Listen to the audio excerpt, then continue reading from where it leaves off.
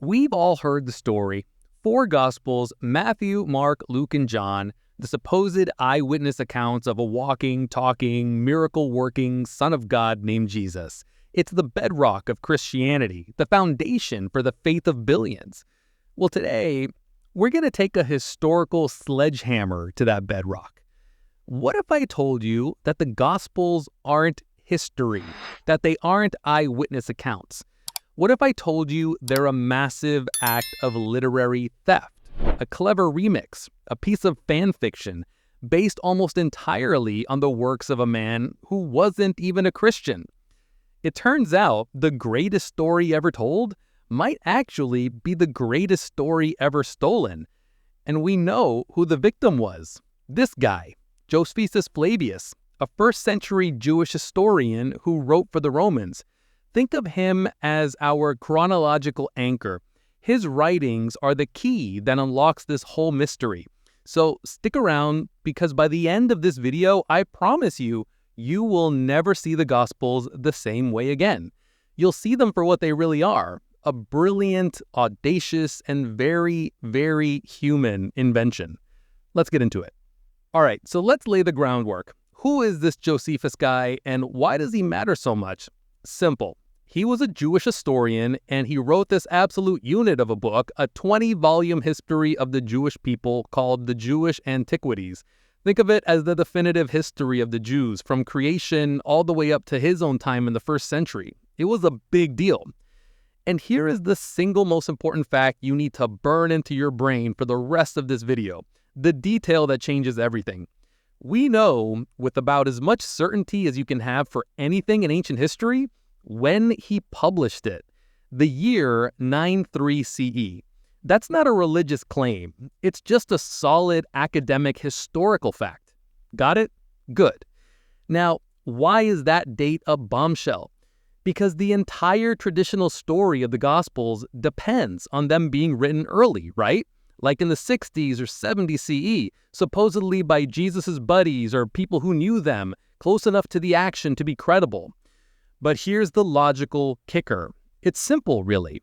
Therefore, if I can show you, beyond a reasonable doubt, that the anonymous author of the Gospel of Mark had a copy of Josephus' book, published in 93 CE, sitting on his desk while he was writing, then the Gospel of Mark wasn't written in the 1st century by an associate of an apostle. It couldn't have been.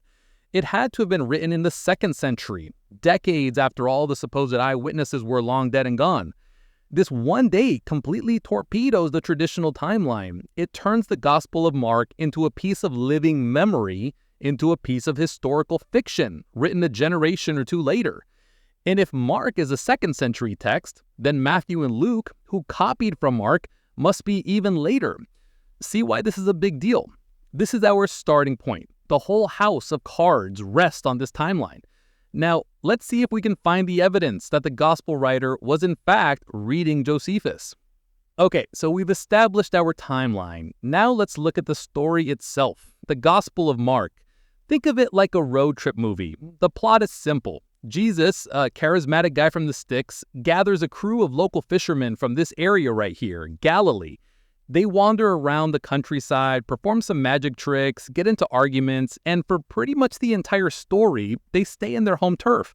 Jerusalem, the big important capital city down here, that's like the final destination, the scary city where the story ends. They only go there for a few days. Things go south real fast. And then the angel tells the disciples to, and I quote, "Go tell his disciples, he is going ahead of you to Galilee. Go back home." The story starts in Galilee and it ends in Galilee. It's all about Galilee. Seems straightforward, right? But what if I told you that our earliest Christian writings paint a very different picture? Long before anyone wrote a gospel, we have the letters of Paul. And even most mainstream scholars will tell you these letters are decades older than Mark. They're our earliest window into this movement. And in Paul's world, the main characters are not chilling by the Sea of Galilee. He makes it crystal clear that the leaders, Peter, James, the so-called pillars of the church, all lived in Jerusalem. That was their headquarters, their home base. Paul travels to Jerusalem specifically to meet them. He stays with Peter there for 15 days. He didn't send a letter to some fishing village in Galilee. He went straight to the head office in the capital. So we have a major contradiction, a real head-scratcher. So which is it? Why does the author of Mark get the geography so completely wrong, contradicting his own movement's earlier sources? Was he just clueless? Or was he getting his story from somewhere else entirely? That, my friends, is the real question. And the answer is where this whole thing gets really interesting. So we have this geographical puzzle. Mark's story is set in Galilee, but the earlier sources say the apostles were in Jerusalem. It makes no historical sense. So what's the deal? Did the author of Mark just make it all up? Well, yes and no. He didn't just pull it out of thin air, he pulled it out of a book. He was just copying. Plagiarism. Therefore, the source for the plot of Jesus' life is Josephus' life. I'm completely serious. You see, along with his big history book, Josephus also wrote an autobiography, a book called the Vita, which literally just means the life. And in this book, Josephus lays out the story of his own career as a Jewish leader and military commander. And guess what his story is? He starts out with a brief stint in Judea, then he's sent to Galilee where the bulk of his important work happens, and finally, the whole thing climaxes with him going to Jerusalem for the final dramatic events of his story. Sound familiar? It should. It's the exact same plot as the Gospel of Mark. This isn't a coincidence. This is a copy-paste job. In the ancient world, this was a known literary technique called emulation. It's when you take the work of a famous author and you use it as a template for your own story, but you try to show that your hero is way better. It's like a rap battle, but with scrolls. The author of Mark read Josephus' hugely popular autobiography and thought, hey, I can use that. He took the life of a real famous person, Josephus, and used it as the blueprint for his fictional character, Jesus. He isn't recording history, he's trying to one-up Josephus. He's saying, you think your journey from Galilee to Jerusalem was important? My guy's journey was cosmically important. It saved the world. So the geographical puzzle is solved. The reason Mark's story is set in Galilee isn't because of history, it's because he ripped it off from the life story of Josephus. Okay, so the author of Mark stole the entire plot of his story from Josephus' autobiography. That's a pretty big deal. But what about the characters? Surely they're original, right? Nope. Let's talk about some good old-fashioned identity theft. Our star example is the opening act for Jesus, the wild man of the desert himself, John the Baptist. Now, Josephus actually writes about a guy named John the Baptist. So he was a real person, right? Well, let's compare the historical John from Josephus with the character we get in the Gospel of Mark. First up, the timeline. Josephus tells us that John was executed around the year 36 CE. Now, remember, Jesus was supposedly crucified around 30 to 33 CE. You see the problem? The real John the Baptist was alive and kicking for years after his gospel character was already dead. But in Mark's gospel, John is suddenly moved to before Jesus. He's the warm-up act. Why? Simple. Every good hero needs a herald, a prophet to announce his coming. The author of Mark needed a forerunner, so he grabbed a historical figure and completely changed his timeline to fit the narrative. Next, where did he die? Josephus is very specific. John was executed by Herod Antipas in the fortress of Machaeros, which is way over here, across the Jordan River in modern-day Jordan. But where does Mark's story put the execution? In Galilee. Why the change of venue? Because Mark's whole story is set in Galilee. He couldn't have his characters taking a road trip to another country just to kill off the supporting actor. So he just moved the location to fit his stolen plot. It's narratively convenient, but it's historically bogus. And finally, who even was this guy? Josephus describes John as a respected teacher who preached about virtue and justice and used water immersion as a symbol for a purified soul. Pretty straightforward. But the character in Mark, he's a total rewrite. He's a wild, desert-dwelling prophet dressed in camel's hair and a leather belt, munching on locusts and wild honey. Why the extreme makeover? Because the author is deliberately styling him to look and sound just like the Old Testament prophet Elijah. He's not describing a person, he's crafting a literary archetype. So when you put it all together, it's not even the same guy. The author of Mark took the name of a real person mentioned by Josephus and then changed his timeline, his location, and his entire personality to create a character that would serve his fictional story. This isn't a minor discrepancy. This is a complete fabrication. It's proof that the author wasn't recording history, he was writing a script. So we've established that the author of Mark completely rewrote the life of John the Baptist. He changed the when, the where, and the who. But that begs the question, where did he get all these new, fake details? The baptizing in the Jordan River? The preaching in the wilderness? Well, it turns out our guy wasn't just a plagiarist, he was an artist, a master of the literary mashup. He didn't just steal one character, he built a new one from the spare parts of others he found lying around in Josephus's books. Think of it like building a Frankenstein's monster.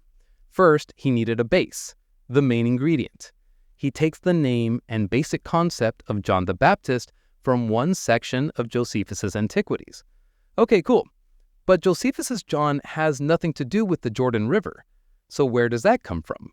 Well, our author keeps reading Josephus, and a few chapters later, he finds a story about another rebel leader, a guy named Theudas, who leads his followers to the, you guessed it, the Jordan River, promising to part the waters. The author thinks, ooh, that's dramatic. I'll take that. And he steals the location and gives it to John. But he's not done. He needs that wild, prophetic vibe. Josephus's John is just a teacher, but Mark's John is in the wilderness. Where's that from? Our author keeps flipping through Josephus and finds another story, this time about a messianic figure known as the Egyptian prophet, who gathers his followers where? In the wilderness. Perfect. He rips that out too. Therefore, Mark's John the Baptist is a literary mashup. He's a composite character, a kitbash. He took the name John the Baptist from one part of Josephus's history, stole the location, the Jordan River, from another character named Theudas, and ripped the wilderness prophet vibe from a third guy, the Egyptian. He stitched these pieces together to create the perfect forerunner for his story. This isn't history, it's creative writing. It's the deliberate, calculated construction of a fictional character. Okay, at this point, the evidence is looking pretty damning. We have a stolen plot and a character built from spare parts. But if you're still on the fence, if you think this could all be some wild cosmic coincidence, well, this is the part where we look at the forensic evidence. Every thief, no matter how clever, leaves fingerprints, and the author of Mark left them all over the text in the form of tiny linguistic quirks and errors, little mistakes that give the game away. In the Gospel of Mark, we're introduced to the disciples James and John, the sons of Zebedee. Now, scholars agree that this name is a literary jab, an allusion to a greedy character from a story in the Old Testament book of Joshua. But here's the catch. If you were an author in the 1st or 2nd century writing in Greek, you'd be using the Greek translation of the Old Testament, right? It's called the Septuagint. And in the Septuagint's version of that story, the character's name isn't Zebedee, it's Zambri. Totally different name. So where in the world did the author of Mark get the name Zebedee? You guessed it, Josephus. In his retelling of that exact same Old Testament story, Josephus uses the unique Greek form Zebedios. It's a direct match. Therefore, we know for a fact that the author of Mark was reading Josephus's version of the story, not the original scripture that everyone else was using. He was copying from his source. Next up, In Mark chapter 7, the character of Jesus is in an argument about a Jewish tradition called korban. Now, korban is an Aramaic word, so for his Greek-speaking audience, the author helpfully provides a translation. He writes korban, that is, a gift. The Greek word he uses for gift is doron.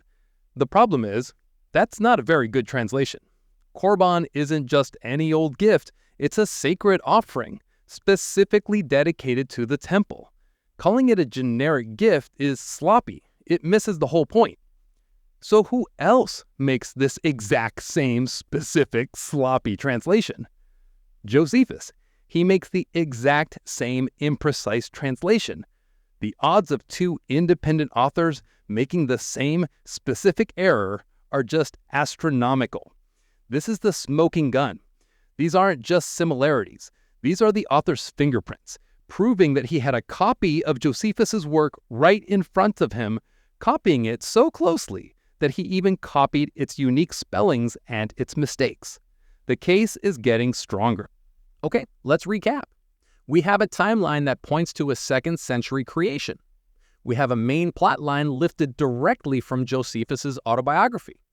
We have a major character, John the Baptist, who's been surgically altered and built from the spare parts of other figures in Josephus's books. And we have the linguistic fingerprints, the unique spellings and translation errors, proving the author was copying his work. The evidence is overwhelming. The Gospels are not history. They're a literary invention heavily dependent on the works of Josephus. Which brings us to the final, most important question of all. Why? Why go to all this trouble? Why write this incredibly elaborate, multi-layered piece of fan fiction? What was the motive? To understand the why, you have to understand just how important Josephus was. His books weren't just some dusty old histories. They were the blockbuster event of their time. They were sponsored by the Roman emperor himself. This was the official, Roman-approved, definitive history of the Jewish people. In the Roman world, if you wanted to know about the Jews, you read Josephus, period. And here was the massive, glaring public relations disaster for the new Christian movement. In this definitive 20-volume history of everything that ever mattered to the Jewish people, their guy, their divine savior, their cosmic Messiah is a nobody. He's a historical blip. At best, he gets a tiny 2-sentence footnote that most scholars today believe was partially or completely forged by later Christian scribes anyway. Can you imagine? You're trying to start a new world religion, and in the official history of your people, your founder doesn't even get a cameo? It's an epic fail. You can't have your Messiah be a nobody in the history books. Therefore, they had to write a response. They had to create a counter-narrative. The Gospels are that response. They are a direct and audacious answer to Josephus. The authors took the master's own tools, his plot, his characters, his settings, even his specific words, and used them to build a new story. A story where their guy, Jesus, isn't the footnote. He's the main event. He's more important than the prophets, more important than the kings, and he is certainly more important than the historian Josephus Flavius himself. The Gospels aren't holy history. They're a brilliant, audacious piece of literary propaganda written to win a war of stories. And for 2,000 years, it's a story that much of the world has believed. So, there you have it. The evidence is on the table. When you connect the dots, the picture becomes pretty clear. The Gospels, starting with Mark, look less like history and a lot more like a creative, competitive, and highly strategic literary project designed to answer the works of Josephus. But that's my take. What do you think? Does this change how you see the Gospels? Can you look at the story of Jesus the same way, knowing its plot and characters have such clear parallels in the work of another author? I genuinely want to know. Drop your thoughts in that comment section below. Let's get a good discussion going. And hey, if you enjoy having your sacred cows tipped and your assumptions challenged with a dose of historical evidence, you're in the right place. Do me a solid and demolish that like button. Hit subscribe so you don't miss what's coming next, and ring that little notification bell so you're always in the loop. Thanks for hanging out with me today. Until next time, stay rational, and I'll see you in the next one.